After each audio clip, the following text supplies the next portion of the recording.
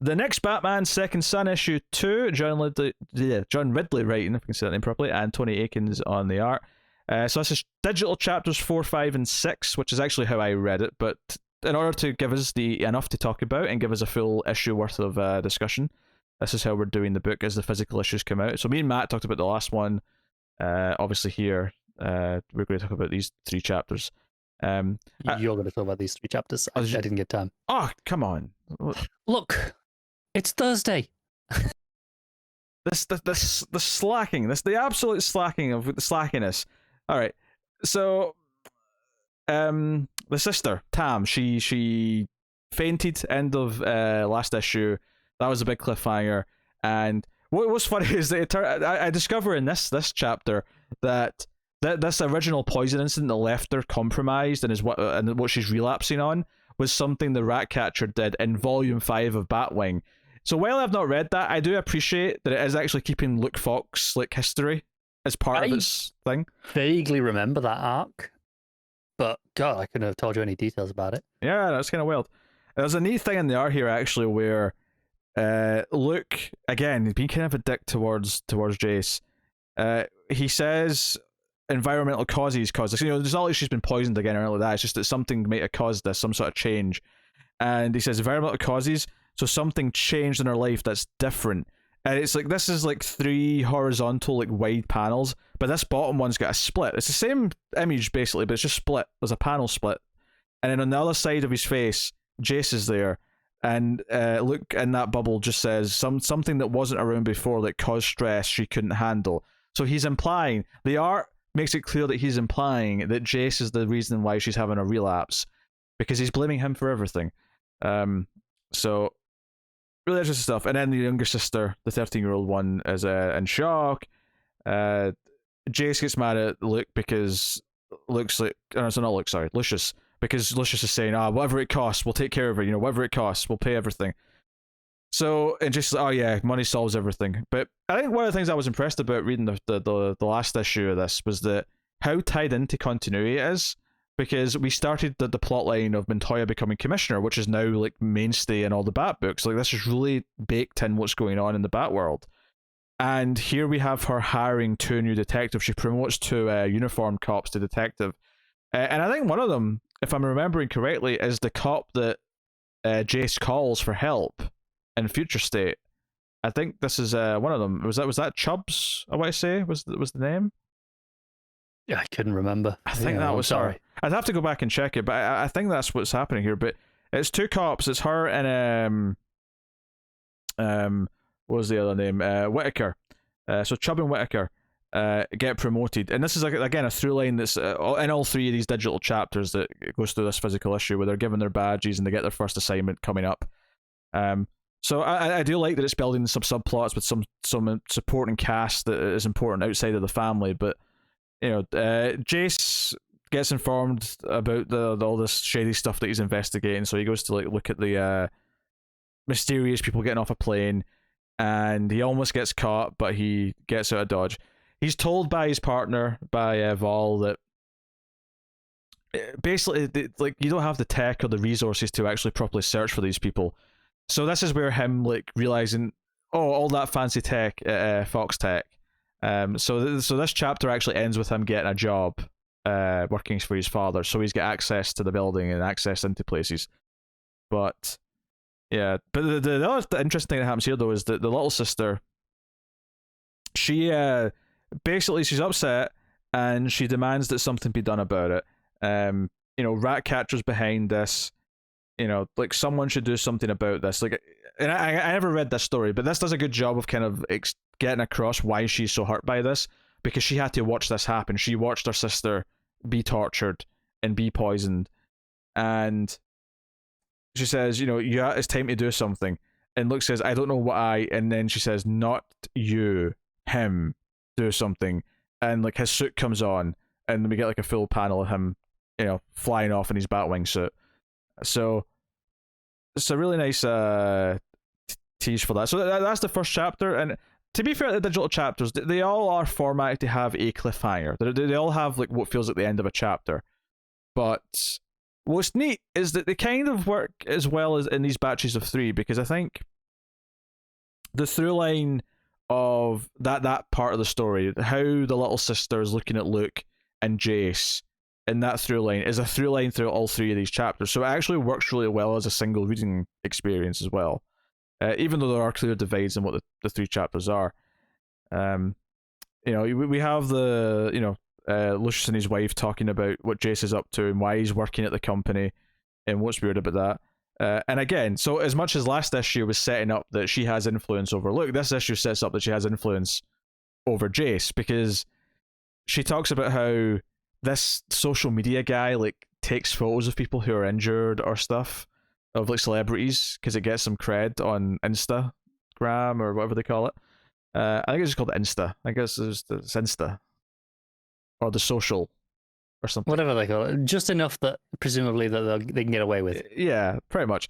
But anyway, so their comatose sister pops up on this, and she's mad about it. And what's funny is that Jace actually plays the big brother card here and says, "No, you can't let this get to you. Going for revenge wouldn't change anything." Like that kind of thing. The world has a way of fixing itself. But as soon as she leaves the room, he calls Vol and is like, "Hey, get me information on this prick. This is on social media. I want to track him down." So he does. He tracks him down and like seemingly saves him from some thugs, but then like crushes his hand and says like, "That's it. You're off social media, or I'm coming back." And so it's showing that he has these faults, that he does have this temper, and he preaches something, but he does let the anger get the better of him and sort of separate himself from it. Whereas Luke, as Batwing, is going after Ratcatcher. And we have Montoya with the cops and like basically giving them the whole anti-mask thing that they're going through. And they're very hesitant, these two new cops, they're these two new detectives, I should say. They're very hesitant. Like, Chubb's there to do whatever they're being told, and is very like, doesn't necessarily like it, but is like, nah, this is the way it is, this is the way it is. But the other guy, Whitaker, he's kind of like things will go back to the way they were. Like, we're going to need the mask eventually. This is just a phase, effectively. And let's face it, as a cynical comic reader, he's right. Like, we're going to get back to status quo in Gotham at some point. There's no doubt about that. So this character, I guess, resonates a little bit because of that. So you have that side of things. You have the Ratcatcher side of things, where with the cliffhanger of this chapter, this digital chapter, is Ratcatcher having an army of teenagers, all wielding weapons, coming after Batwing, and that's obviously leads to kind of an interesting fight in the last third, because he doesn't really want to punch kids in the face, like he doesn't want to injure children. Well, that's good. So Luke, I mean, he's say what you want about Luke Fox, he's not he's not at the punching kids level. He doesn't put kids in the hospital. Yeah, he's not that guy at the very least. So so we have this fight scene. There's like a sort of gun and a sort of like a turret on like tank treads that come in, because of course, why wouldn't there be? They're inventive. But we have like a sniper as well who like shoots through his tech. It's all a bit, because the sniper's kind of important. They emphasize the sniper because she's like a very distinctive blonde girl, because she kind of also comes back at the end and like picks up the Ratcatcher mask after. I don't think we get a clear shot if the Ratcatcher's actually been killed, but seemingly could be, because of everything that goes down. Because as this is going on, the police get wind that there's been shots fired in the tunnels underground, so they all kind of gear up and are like, okay, let's go. Our two new detectives are like talking about how they need to have bulletproof vests, although it may not do a whole lot because people down there are quite vicious, and if they really want to kill you, they're going to do it in whatever way. So, but so there's a lot of good action. There's a lot of good action in this third chapter. When the police come in, they basically just yell open fire. It's pretty much a thing. So the Ratcatcher does get hit.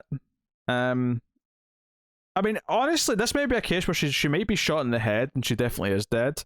And it's more about just the fact that they didn't want to show it too violently. So I'm saying that there's room for her to be alive, because her mask gets knocked off. But I'm wondering if it's just because they're not wanting to show blood. Because I think that's what makes me think that it's not a death. Okay. I So, don't know. so she may be dead. Oh. She may be dead. But then the part of the roof collapsed because all this shooting and explosion going on, and it's all this kind of case thing. Someone asks if Ratcatcher's going to make it, and the person says, "Do I care? You know, he's a mask." Wait, is Ratcatcher a guy? Ratcatcher in this issue definitely looked female to me. You know, maybe not. Maybe as a guy, but yeah, it says he's a mask, and maybe it shows you that some of the tide is turning and like how people are viewing masks in Gotham. The rhetoric that's coming out of the mayor's office, and you know what's been told to the police department is starting to sink in with some of them, and maybe that we're really developing something. But Luke Fox is escaping the scene of the crime and runs into Whitaker. And Whitaker holds him at gunpoint and then holds his gun up and says, "I wasn't here, neither were you," and lets him go. So Whitaker's definitely someone who's an ally to the Bats still in some way. So the end of this part of it is her, the blonde sniper girl, like picking up the Ratcatcher mask. And that's the thing. There's a crack in the in the glass of the mask, where the eyes go, right? But it doesn't look as a hole to me. It just looks like a crack, like something hit it, but it doesn't look like something went through it. Okay, I get what you're saying. So, again, I'm not convinced there was an actual death. There may not have been. So, I don't know. Maybe he just got injured from the fall. The mask stopped the bullet, but the impact caused him to get knocked over, and then the fall is what actually did the damage that's put him in medical dire straits. I don't know. It's not impossible. It's also equally not impossible that it's just an art flub and they didn't make it clear enough. It could be. I mean, maybe that's the point here, is that maybe it's not clear enough. And I wasn't really thinking about it too much when I read it. It's only just now that I'm kind of working through it and breaking it down and looking at it and going, yeah, I'm actually kind of a little confused as to whether or not Ratcatcher actually died here. But the implication of someone picking up the mask as if it almost like they might become the new Ratcatchers, certainly indicative. But I mean, we'll see. Maybe that stuff's a little bit messy. The action is mostly pretty good though. I kind of liked that all the beats that were set up, because if you remember, so to break this out of the 3 digital chapters, the first one in this issue ended with, "You have to do something, Luke, as Batwing." So he goes off to try and find things, and then the end of the second issue is the cliffhanger of the fight really starting. And in the meantime, we've had the cops, these 2 new detectives being introduced. And in the third part of this chapter, all of these things converge. So it does actually really work well as a single issue, because there's these through lines that all converge in the last act of it, if you will. Do you think that was planned or just happy coincidence? I think I'm going to say it was planned and give them and give Ridley some cred here, because me and Matt also said about issue 1 that those 3 chapters did feel kind of like they worked as an issue, and the cliffhanger at the end of the third chapter, at the end of that first physical issue, did work really well and feel like the biggest cliffhanger of the 3. So okay, I do think there's maybe, at least where possible, there is an attempt to make them feel like distinct. I'm not disputing that he has the ability to plan these things at all. It was more just do you think when they were writing it, they knew it would be, this is one issue and we're going to split it into 3 neat chapters like this? Or maybe it was written as one issue and got restructured. They kind of had to move some pages around to kind of make it work as 3 separate things. I don't know. Yeah. So Luke comes back and has to tell his little sister that he wasn't able to get anything from Ratcatcher. And she's like, "You didn't get the cure, did you? You messed up." And the final page of this book, which neatly bookends the 3 chapters of this physical issue, because start of the physical issue, it was them hearing about the older sister Tam and Luke blaming Jace. This final page has the little sister Tiffany run past Luke and hug Jace instead. So the final panel is just a plain white background with Luke watching as she's hugging the other brother, the one who he hates right now. So line in the sand. Yeah, so it's a really solid trio of chapters, I think. The the overall way it's tied into continuity and the way it's building up some of the more like the street level police side of things to go along with the main Bat books is really cool. And I think it's done a good job of developing these main characters. So I'm digging that. Like I say, I was a little unclear about the death or not death of Ratcatcher. The sentence is he going to make it would certainly imply that not dead yet at the very least, but agreed. It was a little conflicting in the moment. So other than the fact that I completely thought Ratcatcher was a lady, in my defense, and if anyone says that, but was Ratcatcher a lady before, I didn't think she or he was either. But this is the sort of thing where I'm not sure which version of Ratcatcher we're on. Like for all I know, Ratcatcher's was replaced. It's a different person. Yeah. Well, because it was from Batwing run, so I thought, oh, maybe they introduced a new Ratcatcher in that book. I don't know. It's very possible, and that was a long time ago now. So why would you remember if you even read that? I didn't read that, and because it's not like Ratcatcher looks like traditional Ratcatcher. Yeah. Which is why I'm like, okay, it's a different version, so whatever. Which I mean, not so. It was very much, hey, it's New 52, right? Let's do a new version. Yeah, lots of things were changed like that. So, but not to just defend my stupid mistake because it was just my stupid mistake, but yeah, all of it seemed plausible enough that I never questioned it until the one line where someone whipped out the pronouns. So, there you go. Now, Solid Trio. I probably just give this batch straight 8, I think, overall.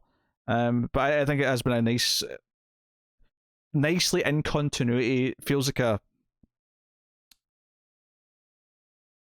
worthwhile addition to, like, if you're into like current DC continuity and you like to read the different like areas of it, and you like the next Batman stuff in Future State, it doesn't feel like a throwaway digital thing. It feels like it's just as valid as any other ongoing book. Just in this annoyingly different format. It's good to know, though. Yeah, because like I said, I'd still rather have just full-size comic pages, but yeah, whatever.